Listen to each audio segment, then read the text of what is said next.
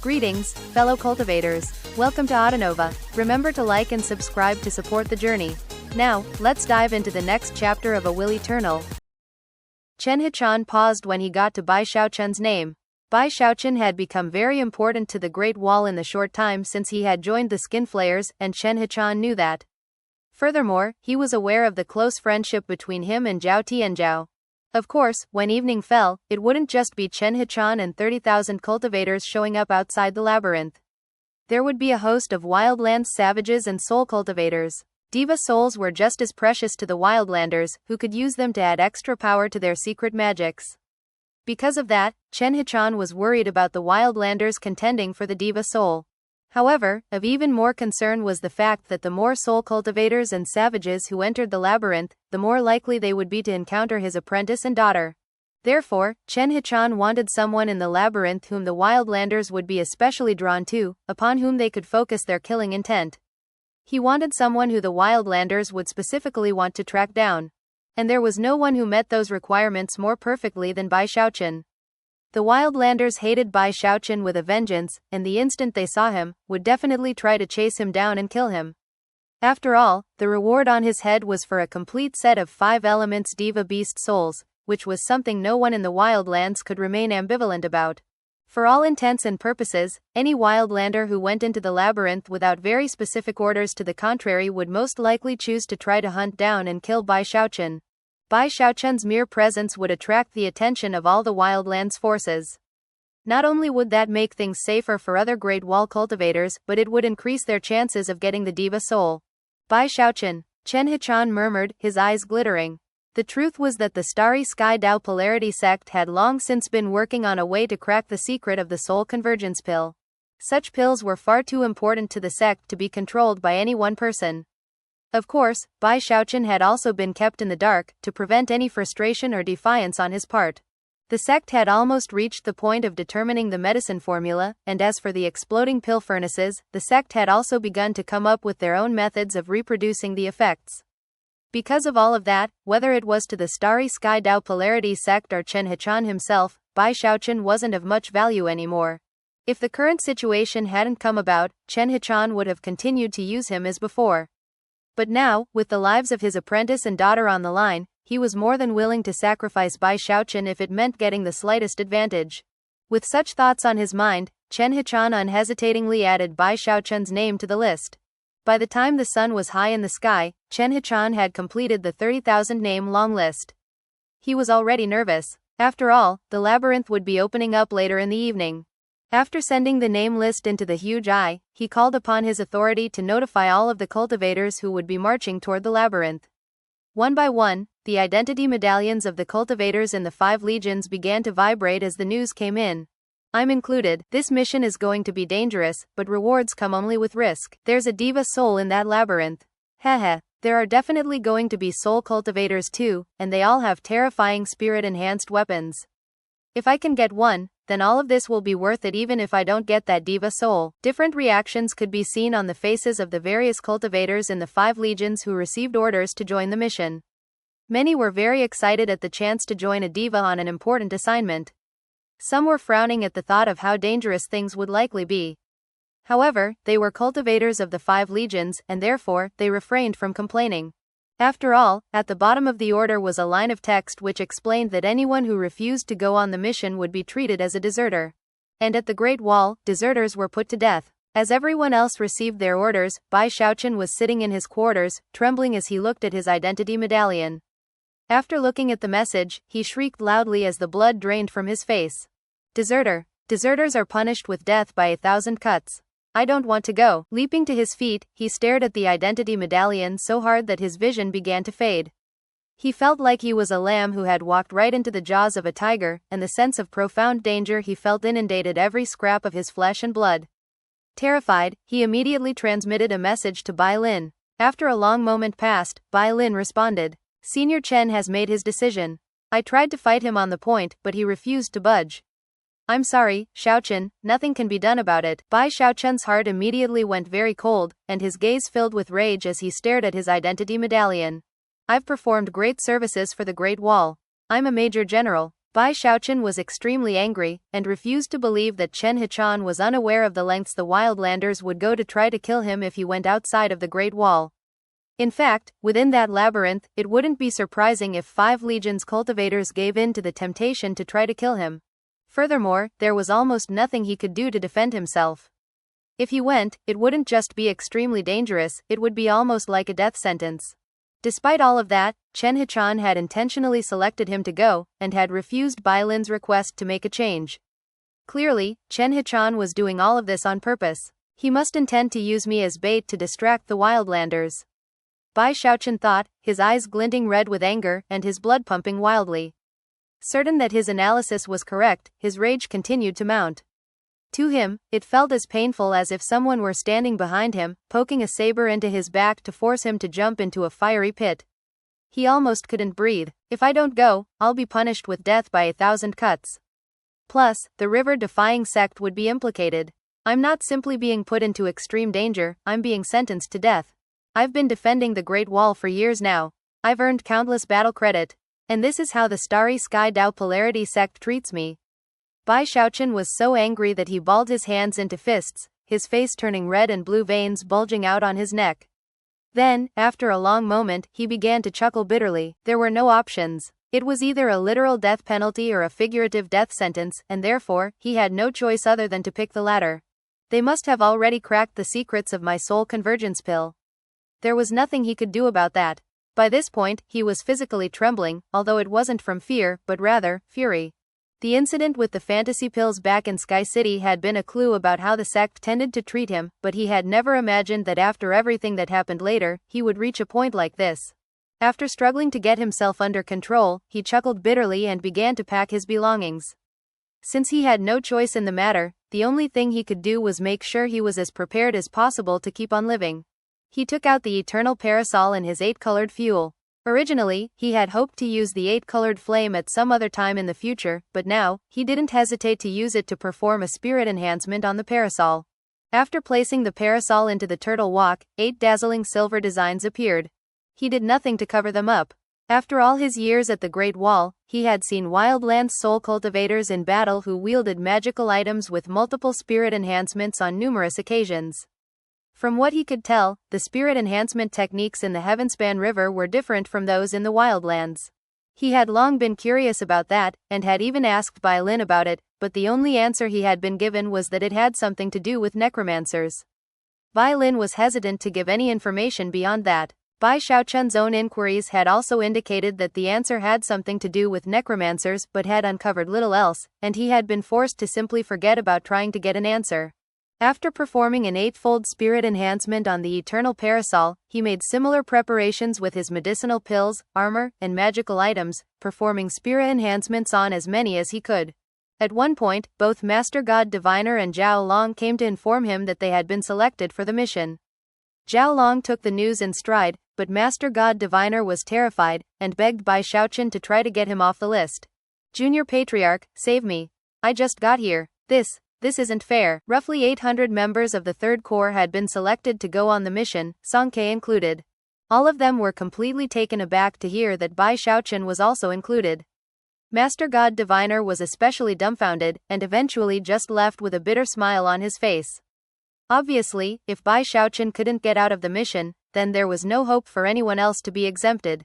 After sending everyone away, Bai Xiaochun sighed and headed to the pagoda in the middle of the city, where he spent all of his battle credit to purchase paper talismans, as well as spirit alcohol that could be used to restore spiritual power.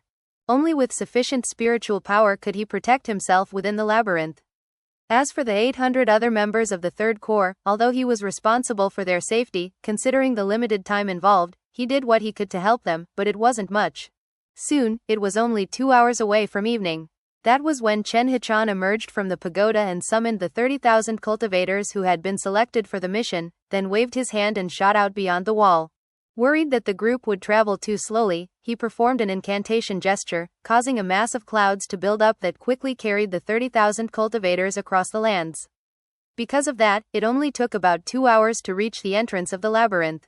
Bai Xiaochun was there in the crowd, glaring furiously at Chen Hichan. However, considering the level of the man's cultivation base, Bai Xiaochun knew that he could only sigh helplessly about the situation. However, that didn't prevent him from swearing an oath. "You just wait until I become a demigod, you old fossil. Then I'll get my revenge in full." Along the way, Bai Xiaochun had considered putting his mask on. However, it wasn't very convenient to do so with so many people around, so all he could do was scowl and maintain his place within the crowd. Currently, he was wrapped up in thoughts about how to keep himself safe. However, up to this point, he hadn't come up with any new ideas. The only thing he could think to do was try to find an opportunity inside the labyrinth to put on his mask and change his identity. "That's my only option," he thought sullenly, his expression grim. While Chen Hichan was leading his group of 30,000 cultivators toward the 9 black pillars of light and the labyrinth beneath them, the wildlands forces were doing the same. After all, when compared to a diva soul, the war was of little consequence. The fighting had gone on for countless years, and the Great Wall had held strong over and over again. Unfortunately for the wildlanders, diva souls were as rare as phoenix feathers or qilin horns. Therefore, whenever one appeared, it became the most important aspect of anything. As with the Great Wall, they had their misgivings about whether or not the labyrinth was some sort of trap. However, when it came to Mistress Red Dust, she had immediately come to certain speculations regarding the place, even when the first black pillar of light had appeared. Later, when the single beam turned into 9, her speculations had been confirmed as being true. It is almost completely without question that this is one of the 10 sepulchres of the second-generation Arch-Emperor. Mistress Red Dust had been visibly moved by the sight of the 9 black pillars of light, and they immediately caused her to recall a bit of history that her father had related to her. Before the rebellion led by the Celestial from Heavenspan Island, the realm was not called the Lands of Heavenspan, but rather, the Lands of the Arch-Emperor. Furthermore, there were actually 2 emperors who ruled in those lands. One was the Arch-Emperor, and the other was the Hell Emperor. The Arch-Emperor presided over the Ancestor River, and the Hell Emperor presided over the Underworld River. The Ancestor River was none other than the modern-day Heavenspan River. One of the emperors presided over the living, the other presided over the dead. One was the ultimate entity in the world, the other was the ultimate expression of the faith of its people. Before the second-generation Arch-Emperor's longevity ended, he drew upon the energy of all living things in heaven and earth to construct 10 sepulchres. The first sepulchre was the actual location of his remains, and would remain eternally unopened. However, the other 9 sepulchres contained various funerary objects left behind after his death, as well as numerous legacies. His entire purpose in leaving behind the sepulchres was in case one of his later descendants ended up facing a powerful enemy. In such a situation, they could rely on the sepulchres to gain the power to fight back. Of course, the sepulchres were protected by restrictive spells that made them impossible for people to search for and find. The location of the sepulchres had been passed down from one Arch-Emperor to the next over several generations, and were kept top secret. However, something unexpected happened during the reign of the 5th-generation Arch-Emperor. He died a sudden and unexpected death, without the opportunity to pass on all of his secrets. Because of that, the location of the second-generation Arch-Emperor's sepulchres became an unsolvable mystery. It was during the reign of the 9th-generation Arch-Emperor that Heavenspan rose to prominence. All the lands rebelled, and the rulers of the world changed. The battered and broken survivors of the Arch-Emperor's bloodline fled into the wildlands, and the sepulchres of the second-generation Arch-Emperor became little more than legend. Mistress Red Dust was deeply excited about the possibility of the labyrinth being one of the sepulchres of the second-generation Arch-Emperor. Each sepulchre would be surrounded by dozens of caves, each of which would contain the remains of diva-level beasts. There would also be a stone stele with details regarding the trial by fire inside. Other than one of the sepulchres of the second-generation Arch-Emperor, I can't think of any other location that would directly offer a diva soul as a reward. She didn't tell anyone about what she knew, but at the same time, was relatively certain that few people in the world had even heard about the second-generation Arch-Emperor. Of course, the mere mention of a diva soul was enough to stir all of the local wildlands soul cultivators into a frenzy, and to avoid suspicion, she did nothing to prevent them from taking action.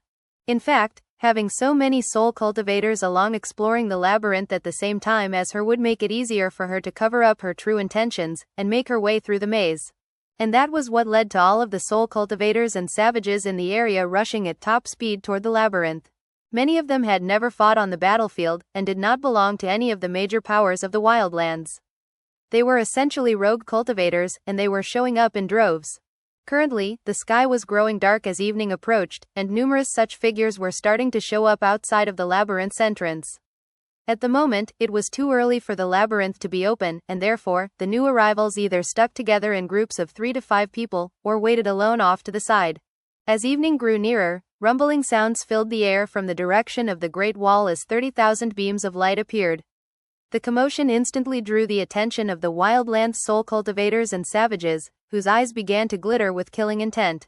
The buzz of conversation soon rose up. The rebel cultivators, HMPH, rebel cultivators from the Great Wall.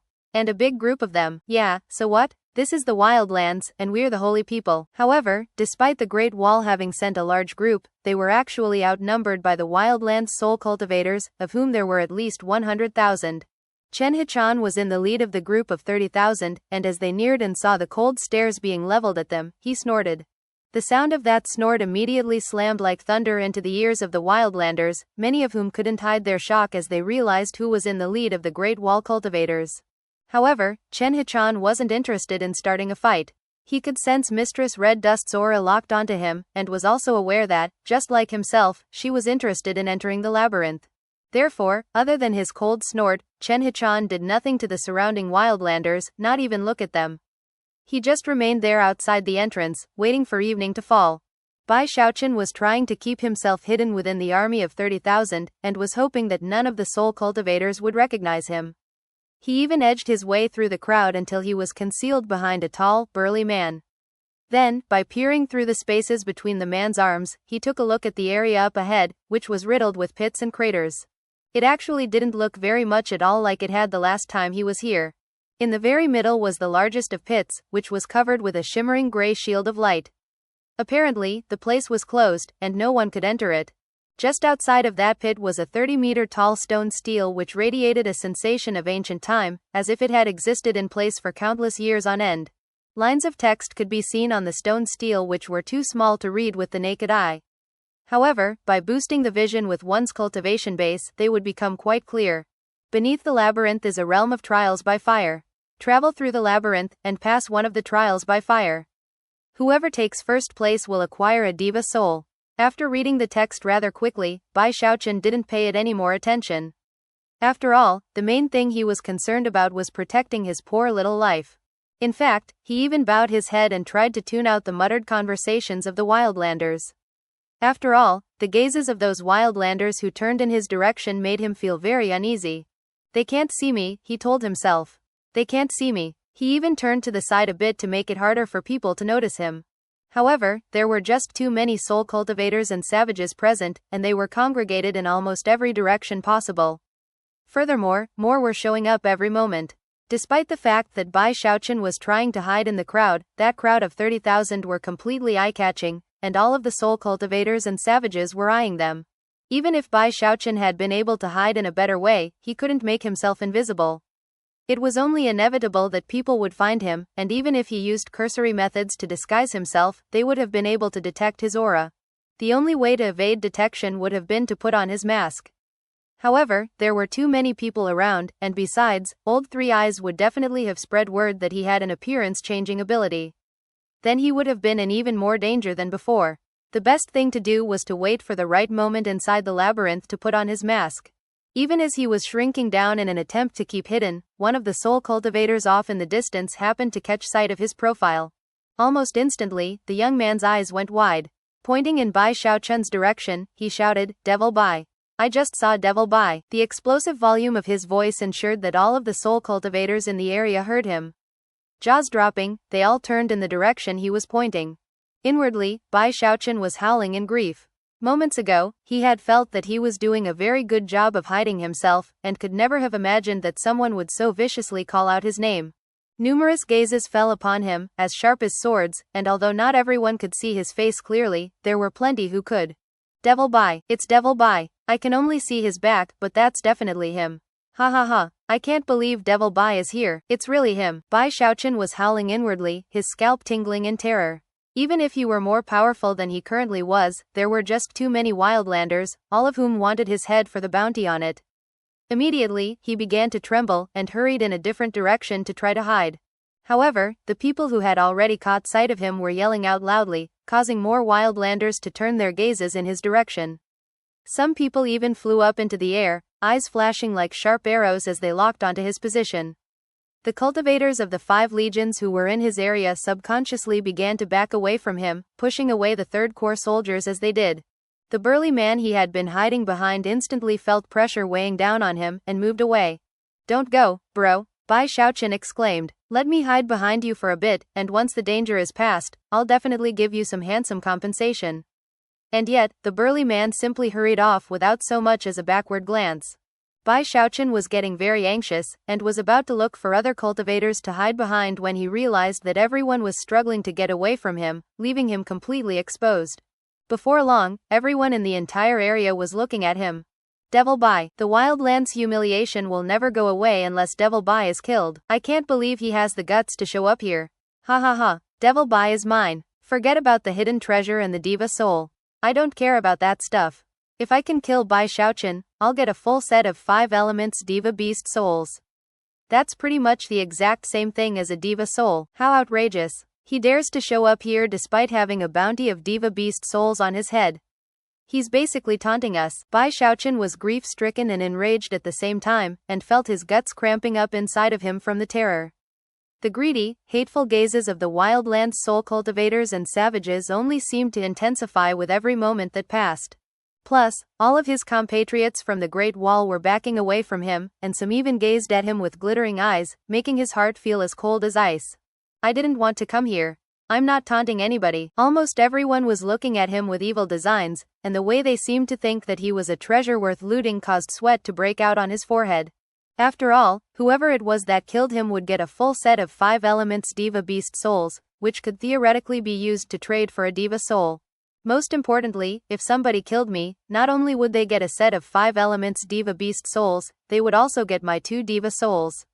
They would be rich in an instant. The more he thought about it, the more Bai Xiaochun realized that he was actually more valuable than any of the treasures hidden in the labyrinth. How did this happen? He thought, tears welling up in his eyes. I'm worth more than all the secret treasures down there. The more he thought about how unfair it was that all his service for the Great Wall had ended up at this point, the more he ground his teeth, and the more bloodshot his eyes got. Some of the soul cultivators and savages, and even some of the scattered necromancers, had such vicious glares that it seemed like they might charge forth at any moment to try to kill him. Even as Bai Xiaochun was left exposed by the Great Wall cultivators, there were some of his men from the 3rd Corps who were trying to rush over to help, but were clearly too late. After all, if some of the soul cultivators really did attack, the entire situation would get out of control immediately. Eyes flickering because of the deadly crisis, Bai Xiaochun suddenly took a step forward and shouted, "Who else wants to die?" As his voice echoed out like thunder, the soul cultivators and savages who had been contemplating attacking him suddenly recalled how he had fought in battle years ago. Some of them had seen the fight with their own eyes, and others had just heard about it. Either way, all were struck with fear by the thought of it, and began to hesitate. After all, Bai Xiaochun had incredible battle prowess, and whoever tried to attack him first would not only be incapable of killing him, but would also have a hard time staying alive. Even as they hesitated, the setting sun sank behind the clouds, and evening fell. As the lands were blanketed in golden light, the gray shield covering the entrance to the labyrinth vanished, allowing miserable shrieks and other noises to echo out from within. It sounded like the howling of countless ghosts, piercing deep into the minds of everyone present.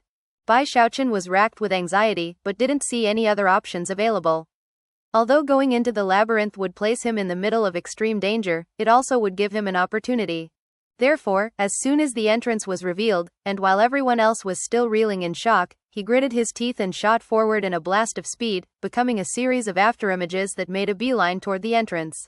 He drew upon the mountain-shaking bash, causing a thunderclap to echo out. In the blink of an eye, he was at the entrance. Of course, unwilling to let anyone think he was scared, he bellowed, "Elder brother Zhao, elder sister Chen. Bai Xiaochun is on his way to rescue you." Then he disappeared, grabbed up by the natural teleportation function of the entrance. Almost immediately, the killing intent of the savages, soul cultivators, and necromancers burned high, and they shot forward to give chase. "Don't even think about running, Devil Bai. Kill Devil Bai and get that bounty. Chase him." Chen Hichan looked on, his face completely expressionless. However, when he heard Bai Xiaochun's words, his eye twitched slightly. Then he waved his sleeve and said, 5 legions, heed my command. Enter the labyrinth. The 30,000 cultivators didn't dare to hesitate, and all flew toward the labyrinth, Chen Hichan along with them. Within moments, the entire group that had been gathered outside the entrance was nowhere to be seen. And yet, there were still beams of light approaching from the distance to join those who had entered the labyrinth. Meanwhile, news that Bai Xiaochun had entered the labyrinth was being spread among the soul cultivators in the areas nearby. In one of the wildlands tribes some distance away, a savage chief was sitting cross-legged when he got a report about the matter. Instantly, he looked up from his meditation. What? Devil Bai showed up? Gritting his teeth, the tribal chief burst into motion. Devil Bai is dead, and I'm going to make sure it happens. Similar scenes played out in other tribes. At the same time, the rogue soul cultivators who abounded in the wildlands also got the news through their own channels of communication, and their eyes began to shine brightly. Devil Bai. Mistress Red Dust increased the reward on his head to a whole set of 5 elements Diva Beast souls. Whoever kills him can definitely get to the nascent soul stage. Heh. At first, I wasn't very interested in that labyrinth. After all, it would take a lot of good fortune and pure luck to get the Diva soul. But now there's another option. For all intents and purposes, there are 2 treasures to be had in that labyrinth. Come on, let's get going to the labyrinth. It wasn't just the soul cultivators and savages who were going crazy. There were necromancers and other high-ranking wildlanders who thirsted for a set of 5 elements Diva Beast souls. After hearing that Bai Xiaochun had made an appearance, all of them began to rush toward the labyrinth. During the several hours which passed after the entrance opened, more and more wildlanders poured into the area and unhesitatingly entered the labyrinth. Their goal was not to take first place in the trial by fire that was the labyrinth itself, and thus acquire a Diva soul. Most people viewed that as being a goal too difficult to reach. Their goal was to kill Bai Xiaochun. Kill Bai Xiaochun and get a set of Diva Beast souls. Furthermore, of those people who had come to the labyrinth with the intention of winning the Diva soul, virtually all of them had planned to trade it for a set of Diva Beast souls. Therefore, to them, it actually made more sense to try to kill Bai Xiaochun. Because of that, Bai Xiaochun was now just as valuable as the Diva soul, if not more. Killing Bai Xiaochun was the key to everything. Regardless of when they came to the decision, the wildlanders were almost all interested in searching for Bai Xiaochun, and as soon as they entered the labyrinth, they began to rush out in every direction to try to find him. Another 2 hours went by, during which more and more people appeared near the entrance of the labyrinth. Eventually, a young man arrived who caused the other soul cultivators and savages in the area to look over in shock. Beat it, he said. The coldness of his words caused everyone in the area to scatter immediately to make way. The young man hovering in the air above the entrance to the labyrinth was exceedingly handsome, and wore expensive clothing that made him look very different from the soul cultivators and savages. There was something noble and grand about the way he carried himself. He had a star-shaped mark on his forehead, a sigil that pulsed with strange power and caused the young man to radiate a mysterious pressure.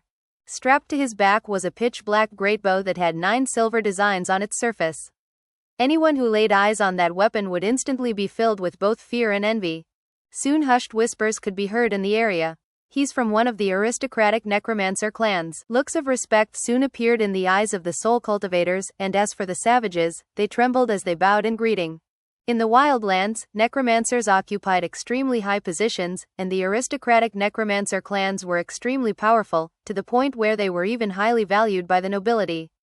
1. The easiest way to identify whether a necromancer was a rogue cultivator or from one of the aristocratic clans was to examine his or her forehead.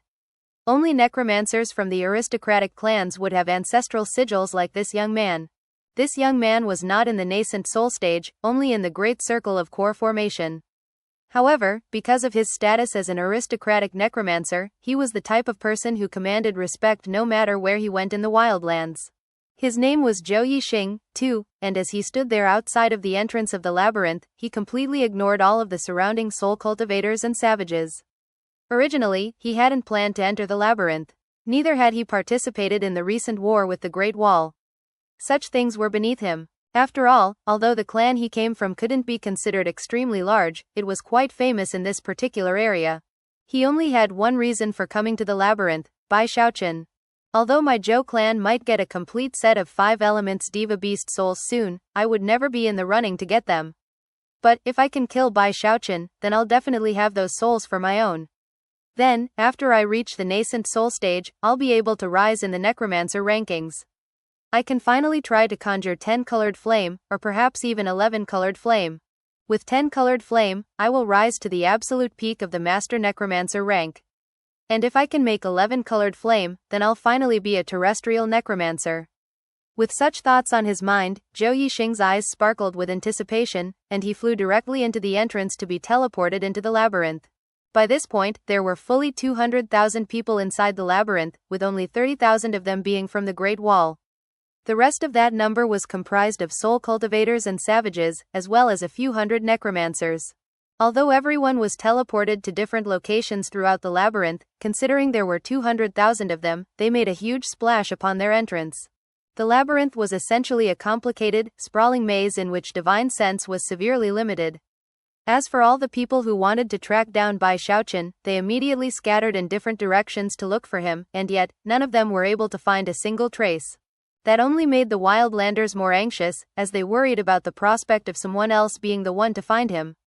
Because of that, whenever the wildlanders ran into cultivators from the Great Wall, they mostly ignored them, not wanting to pull time away from their search. Not all of the wildlanders were searching for Bai Xiaochun, but he had attracted the attention of most of them, and thus, there was much less pressure on the Great Wall cultivators. Of course, if the wildlanders came across a lone Great Wall cultivator, they would attack in the hopes of getting some treasure. It wasn't limited to the Great Wall forces either. Wildlanders would even attack each other if the opportunity arose. At the same time, many strange and bizarre things began to occur in various parts of the labyrinth. Bai Xiaochun had long since donned his mask of flesh, and looked like a middle-aged soul cultivator. He was currently creeping along carefully in the labyrinth, terrified of being recognized.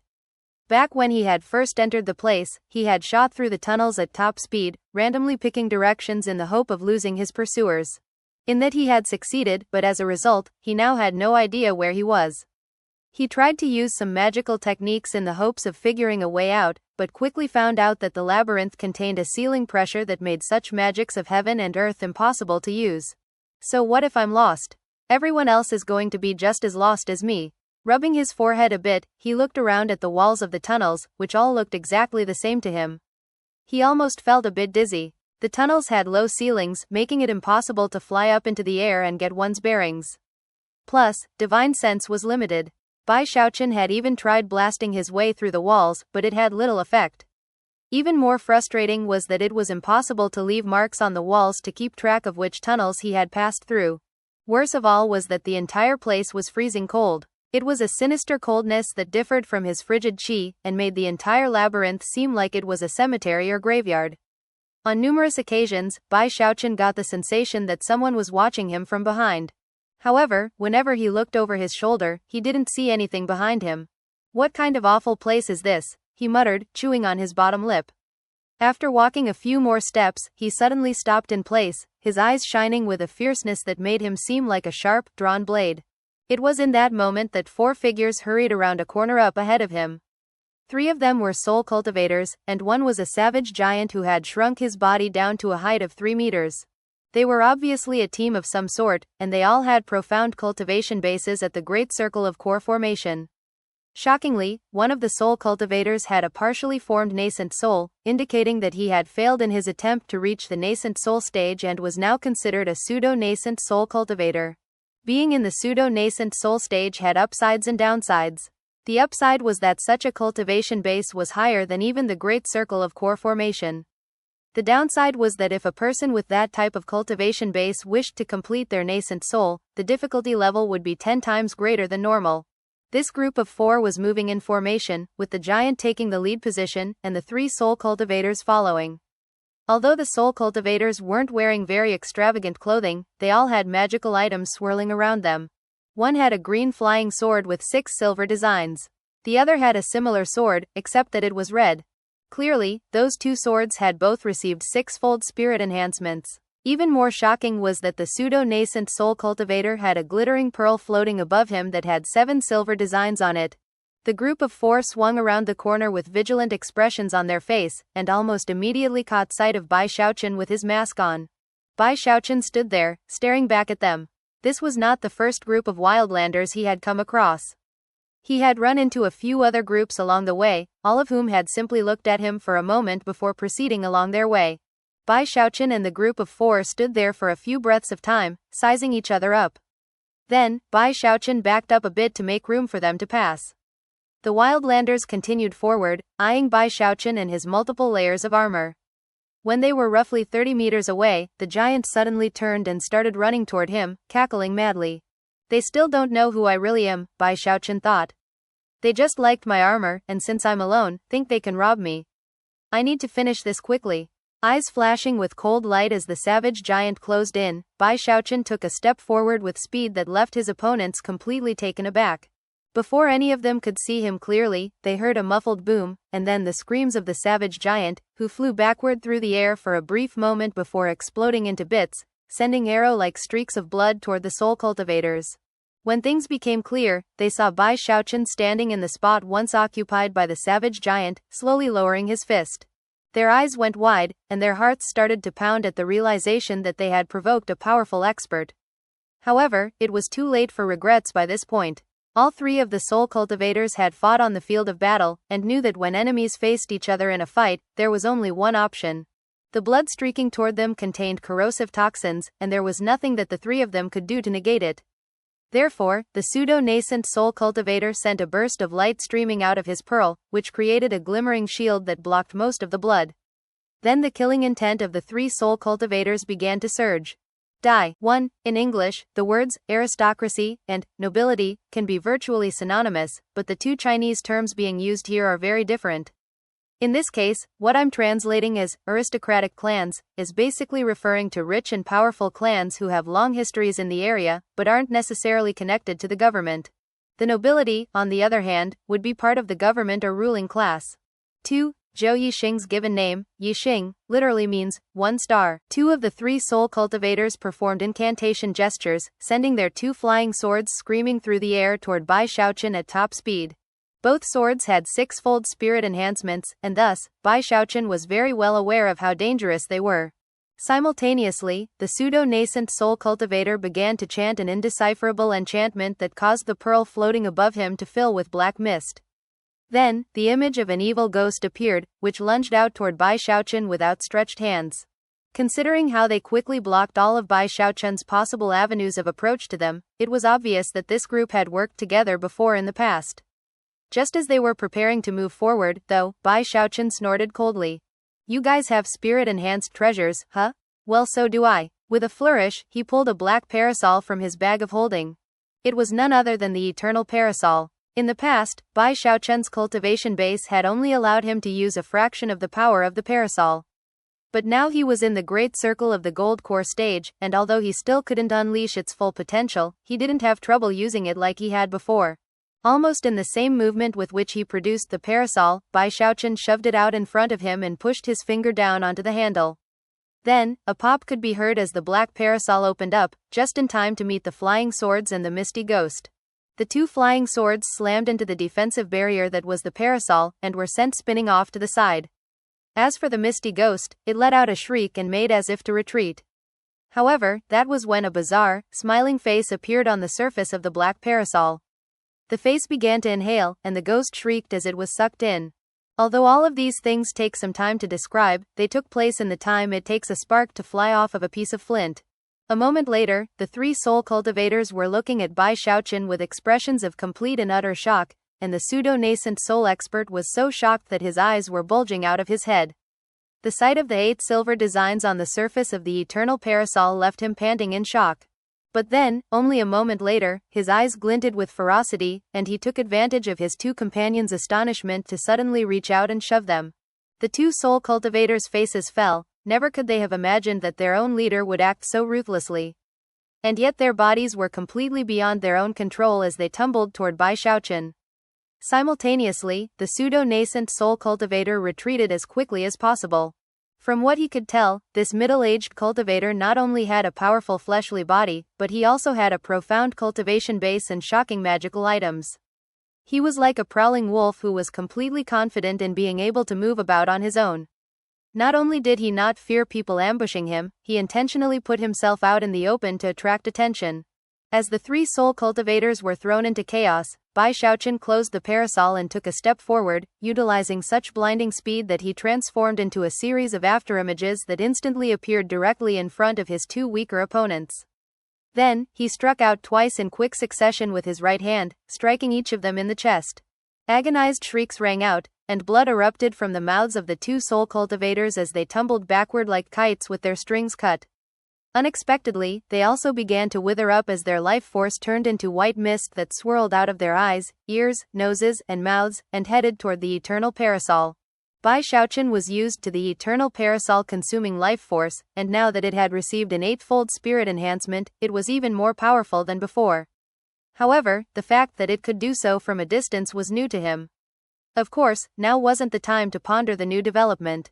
Seeing that the pseudo-nascent soul cultivator was trying to flee, he immediately began to give chase. When the pseudo-nascent soul cultivator heard the screams of his companions, he looked over his shoulder and saw their life force being extracted. Mind reeling, he blurted, "You're not a soul cultivator, you're a necromancer." Bai Xiaochun was a bit taken aback, but didn't let it show. Snorting coldly, he pushed forward with explosive speed that clearly put him in a place to catch up within moments. The pseudo-nascent soul cultivator was cursing inwardly. Despite the level of his cultivation base, he could tell from Bai Xiaochun's display of battle prowess that there was no way he could fight him. Finally, he shouted, "Exalted One, wait. I'm willing to become your follower. It's much better to explore the labyrinth with followers than to do it alone, Exalted One." Bai Xiaochun's expression flickered as he realized that what the man was saying actually made sense. As long as he was on his own, he would almost certainly run into more ambushes, and the more fighting he did, the more likely his divine abilities and magical techniques might expose his true identity. With someone else to traverse the labyrinth with, he would be able to avoid many annoying situations. Having reached this point in his train of thought, he waved his right hand and sent a powerful blast of energy out toward the pseudo-nascent soul cultivator. Blood oozed out of the corners of the man's mouth, and his eyes flickered with fury. However, he simply gritted his teeth and stopped fleeing. Then he clasped hands respectfully and bowed toward Bai Xiaochun. "I, Chen Ju, am willing to become your follower, Exalted One." Bai Xiaochun didn't say anything in response. After looking Chen Ju up and down a few times, he pointed toward the man's forehead, sending a stream of frigid qi into him that came to rest in his chest. Now, all it would take would be a single thought, and the frigid qi would erupt, instantly crushing the man's heart. Chen Ju shivered, but didn't dare to evade the frigid qi. After accepting Bai Xiaochun's restrictive spell, he sighed with relief at having managed to preserve his own life, at least temporarily. "Let's go," Bai Xiaochun said in a raspy voice, proceeding forward. "Yes sir," Chen Ju said, taking a deep breath as he proceeded to scan the area for threats. He knew that his only chance at staying alive was to stick close to this necromancer, and hope that after everything was over, he would be allowed to go free. Although no expression could be seen on Bai Xiaochun's face, he was secretly eyeing Chen Ju and feeling very pleased with how brilliant he was. Wherever he went, people would bow and scrape and even weep at the chance to become his follower.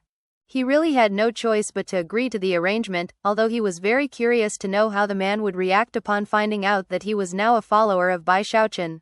It was all really very amusing. In fact, Bai Xiaochun decided that from now on, he would have to pretend to be a man of few words. That way, he would seem even more threatening. Besides, what this Chen Ju said actually makes a lot of sense. The more soul cultivators I have following me, the safer I'll be. Continuing to ponder the issue, he raced along with Chen Ju. Every turn and tunnel of the labyrinth seemed the same, and leaving marks on the wall was virtually impossible. Bai Xiaochun's head was already spinning as he tried to keep track of where he was. Finally, he decided that he would stick to the right. When moving along, he would hug the right wall of the tunnel, and when he reached the occasional intersection, he would always pick the right-hand path. 3 days passed in a flash, during which time Bai Xiaochun and Chen Ju ran into wildlanders and Great Wall cultivators on numerous occasions. Soon, Bai Xiaochun realized that many of the others were doing the same thing he was, and traveling in one fixed direction. For the most part, everyone avoided each other. It seemed no one wanted to get into fights. Even when they ran into larger groups of wildlands soul cultivators, when they saw how Chen Ju treated Bai Xiaochun, and spotted the eternal parasol with its 8 silver designs, they immediately jumped to the conclusion that he was a necromancer, and not to be provoked. Because of that, he encountered no dangerous situations during those 3 days. At one point on the 4th day, he suddenly stopped in place, his eyes flashing. There's something strange up ahead, he said to Chen Ju, speaking in a raspy voice. Surprised, Chen Ju looked at the tunnel up ahead, but didn't see anything out of the ordinary. Bai Xiaochun couldn't see anything specific either.